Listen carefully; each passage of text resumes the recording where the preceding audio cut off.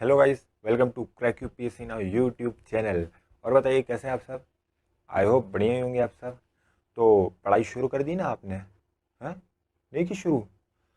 Fail Elon है क्या भाई मेरे? पढ़ लो यार। आज की वीडियो शुरू करते हैं। लेकिन स्कॉलर भैया नहीं आए यार आज तो। क्या करना है, इनके बिना चालू करें? सर सॉरी सर लेट हो गया सर माफ़ कर दीजिए सर। दोस्तों सॉरी बुलवा देंगे सर, माफ़ कर दीजिए। क्यों तुम लेट क्यों हो गए? हैं, तुम्हारी वजह से क्लास रोक के रखे हम। सर आज वो लेट सो के उठा तो मैं कल रात को लेट सोया रहा सर। सर आपसे नहीं होगा सर। सर प्लीज़ माफ़ कर दीजिए सर, प्लीज़। अगली बार जल्दी आना बेटा, नहीं तो क्लास में घुसने आना देंगे तुम्हें। समझ गए ना? हाँ ओके सर। सर आज वैसे आप क्या पढ़ा रहे हो सर आज? दोस्तों मैंने लास्ट वीडियो में क्या बताया था आप लोग को कि खिलजी वंश के जो महान सुल्तान थे अलाउद्दीन खिलजी, उनकी पूरी बायोग्राफी आपको समझा दी थी। और खिलजी वंश के जो फाउंडर थे जलालुद्दीन फिरोज खिलजी, उनके बारे में मैंने आपको बता दिया था। और अलाउद्दीन खिलजी के बारे में अपन ने ख़त्म कर दिया था। उनकी जो मौत है वो 1316 में है ना, 1316 में हो गई थी। किसी बीमारी के चलते है ना, उनको कोई ने मारा नहीं था, अभी भी बता दे रहा हूँ, बीमारी के चलते हो गई थी। अब इस वीडियो में खिलजी वंश को अपन ख़त्म कर देंगे। बस तीन लोगों के बारे में पढ़ना है हमें। मलिक कफूर, फिर जो तीसरे सुल्तान बने जाए मुबारक शाह, और जो आखिरी थे खुसरो शाह। बस इनके बारे में हमें पढ़ना है। और वैसे मैं बता दे रहा हूँ, इन लोग कोई इंपॉर्टेंट नहीं है, बस हम समझ लीजिए फॉर्मेलिटी के लिए पढ़ रहे हैं। हाँ कभी बहुत रेयर है कि अगर आ गया क्वेश्चन इन तीनों में से तो आ गया। लेकिन अगर इन तीनों में अगर हम इंपॉर्टेंट की बात करें तो वो मलिक कफूर है। अब वो मैं आगे वीडियो में बताऊंगा आपको कि क्यों इंपॉर्टेंट है मलिक कफूर। तो बिना वक्त ज़ाय किए दोस्तों शुरू करते हैं।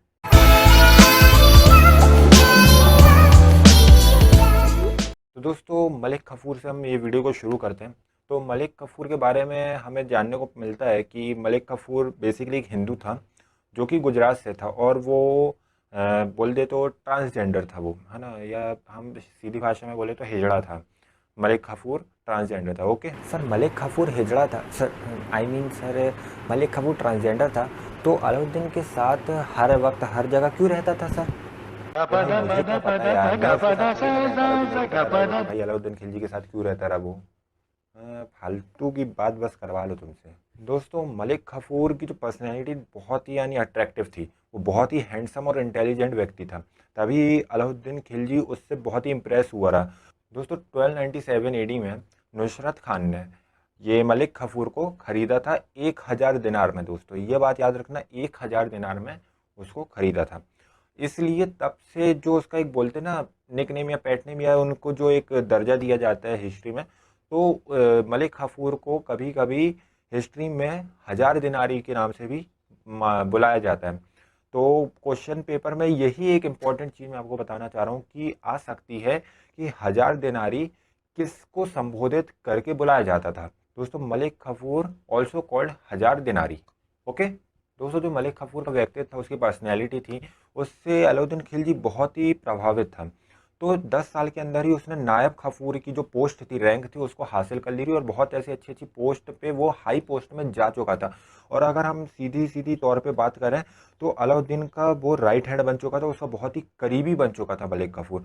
तो आप सोच सकते हो उसके अंदर कितना टैलेंट होगा, कितना इंटेलिजेंट व्यक्ति होगा, जो अलाउद्दीन खिलजी का नज़दीकी व्यक्ति बन चुका था, करीबी बिल्कुल। अब दोस्तों आपको याद होगा, तो मैंने पिछली वीडियो में बताया था आपको कि अलाउद्दीन खिलजी ने जब नॉर्थन पार्ट जीत लिया था ऊपर का, तो अब वो साउथन को हड़पने गया था। तो अगर हम साउथन जो जीता है अलाउद्दीन खिलजी ने, अगर उसको पूरा श्रेय दें तो वो है दोस्तों मलिक कफूर की वजह से। मलिक कफूर को ही उसने भेजा था, अलाउद्दीन खिलजी खुद नहीं गया था। दोस्तों मैं अभी बता दे रहा हूँ, अलाउद्दीन खिलजी सिर्फ नॉर्दर्न पार्ट्स में लड़ा है, साउथ में उसने मलिक कफूर को भेजा रहा दोस्तों। मलिक कफूर ने देवगिरी, फिर अपना तेलंगाना, वारंगल, इन सब जगहों को जीत के आया। तो ये कुछ इंपॉर्टेंट फैक्ट्स थे मलिक कफूर के बारे में। अब मलिक कफूर की मौत कैसे होती है ये भी मैं आपको बता देता हूँ। तो देखिए, जैसे ही अलाउद्दीन खिलजी की मौत होती है 1316 में, है ना, 1316 में अलाउद्दीन खिलजी मर जाता है। तो जो अलाउद्दीन खिलजी का 6 साल का लड़का रहता है, तो मलिक कफूर उसको क्या करता है कि उसको सुल्तान बना देता है। 6 साल के लड़के को, आप सोच सकते हैं, 6 साल के लड़के को वो सुल्तान बना देता है। और मलिक कफूर क्या बन जाता है, उसका रिजेंट बन जाता है। तो मलिक कफूर क्या करता है, और उसके जो साथी थे मलिक कफूर के, वो आपस में कुछ कॉन्स्पिरेसीज करते रहते रहे कि हम इनको मार देंगे, ये कर देंगे, वो कर देंगे। तो इसी के चलते दोस्तों जो खिलजी फैमिली थी, उन्हीं में से कुछ लोगों ने मलिक कफूर और उनके जो दोस्त थे, उनके जो षड्यंत्रकारी, उन सब का खून कर दिया था दोस्तों। तो दोस्तों ऐसे ही मलिक कफूर मर जाता, और ये बात बता दे रहा हूँ, जैसे ही अलाउद्दीन खिलजी मरता उसके ठीक 36 डेज, मतलब 36 दिनों के बाद मलिक कफूर भी मर जाता है। मतलब आप समझ लीजिए लगभग 1 महीने बाद मलिक कफूर भी मर जाता है जैसे ही अलाउद्दीन खिलजी मरता है। अब दोस्तों हम तीसरे सुल्तान की बात करते हैं, वो है कुतुबुद्दीन मुबारक शाह, जो कि अलाउद्दीन खिलजी के बाद आया रहा। मैंने अभी आपको बताया जो 6 साल का लड़का था वो यही था, कुतुबुद्दीन मुबारक शाह। तो ये आया रहा 1316 में, और ये सिर्फ 4 सालों के लिए 1316 से 1320 एडी तक था। अब इसको कौन ने बैठाया रहा, मैंने बता चुका, मलिक कफूर ने ही बैठाया रहा। सर वो 6 साल की उम्र में सुल्तान बन गया? अरे भाई वो 6 साल का था, तो उसके लिए मदद करने के लिए बहुत सारे ऑफिशियल्स नोबल्स थे, समझे ना। और सर हम तो यहाँ 6 साल की उम्र में निक्कर में सुसु करके बाहर घूमते थे।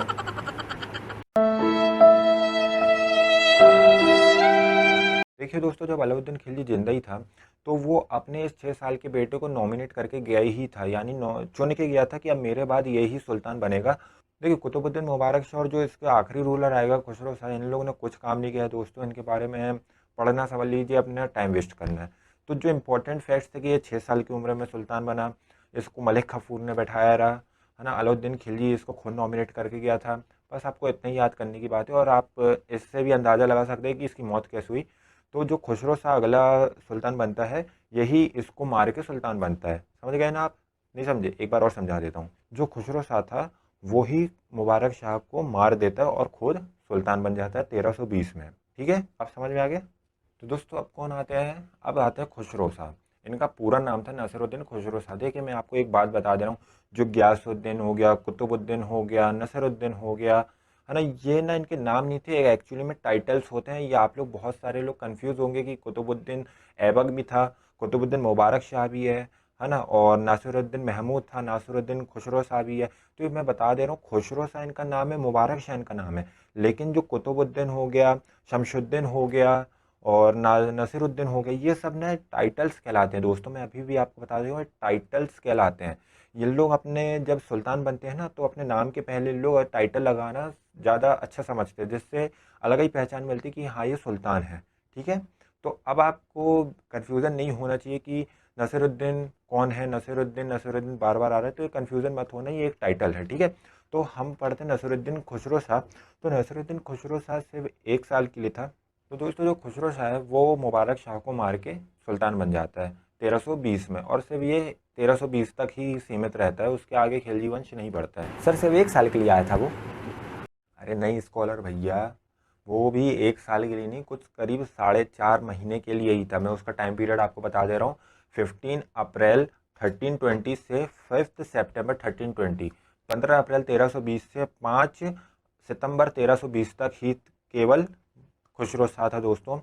तो आप समझ सकते हैं इनका टाइम पीरियड आप निकाले, इनका अगर डिफरेंस देखो तो 4.5 महीने की तक ही था ये, और इसको भी गाजी मलिक मार देता है। तो इनने भी कोई उतना खास काम करके नहीं गए भाई। जब मुबारक से 4 साल में कुछ काम करके नहीं गए, तो ये भाई तो ये 4 महीने में क्या उखाड़ लेंगे। तो ये भी कोई काम करके नहीं गए, गाजी मलिक आते हैं और इनको मार के चले जाते हैं। तो दोस्तों इसी के साथ खिलजी वंश खत्म होता है यहाँ पर। थैंक्स गॉड, दिल्ली सल्तनत खत्म हो गई बाबा। अरे नहीं भैया, अभी 3 वंश और बचे हैं, गिनाए?